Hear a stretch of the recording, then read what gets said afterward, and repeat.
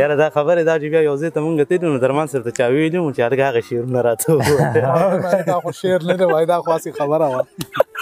او جزه وي په مدفس راغلی زړه مې ترې نه هم نه کېږي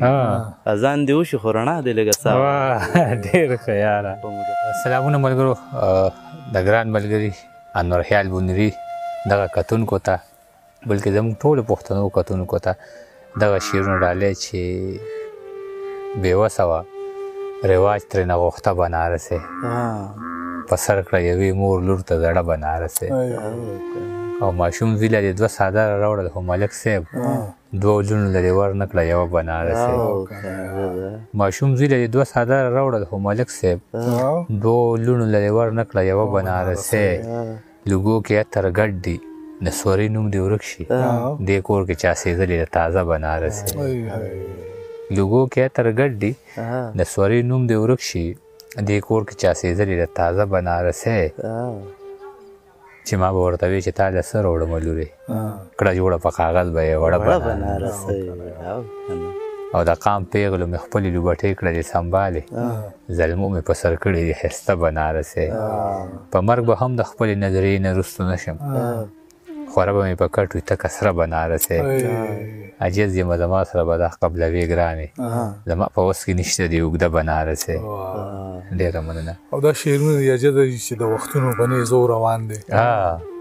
چې د وختونو په نیزو روان دي هغه ژوند زما په خپو روان دی ډېر ښه د برباد شوي ژوند پوښتنه کوي زه ورته وایم په مزو روان دی ډېر ښه دا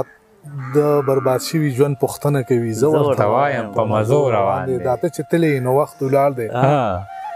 خو ستا تصویر ته په کتو روان دی ډېر ښه دا ته چې تللی نو وخت ولاړ دی خو ستا تصویر ته په کتو روان دی او دغه د کام د سر سودا چې کوي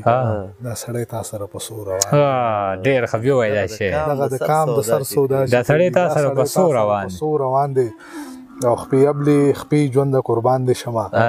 دا بل سړی خو په شیشو روان دی دا هم ویوایه یاره خپې ابلې خپې ژوند د قربان دی دا بل سړی خو په شیشو روان دی سړی خو په شیشو روان دی او یې د یار غمه را تر غاړې وځه دلته کې ژوند په حادثو روان ډېر ښکلي ما ته دې وګوري او بیا دې لږه ساه واخلي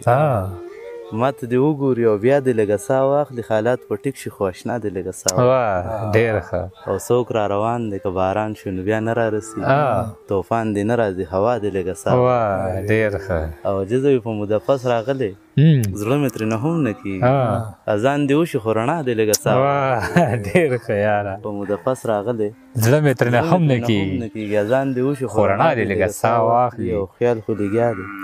مزدوري کوي چې پور ختم شي بیبي ته ووایه بابا دې لږه ساه ناس درمان صاحب ویښتو سره خیال ویښته یې تور دی ږیره یې سپینه ده او که نه ویښته تک تور دی او ږیره سپینه ده نو بس دغه ویښته خو ګوره زما د ګیرې نه 18 کاله مشران هم دي که او ویښته مشران دي او تور دي په کار دغه مخکې سپین شوی وی که نه ګوره دغه د ویښتو په وخت کې چې کوم دی د سر ویښتو نو دا زه پلار سره وم او دا د ګیرې دا وخت چې مې دا مې د بچو سره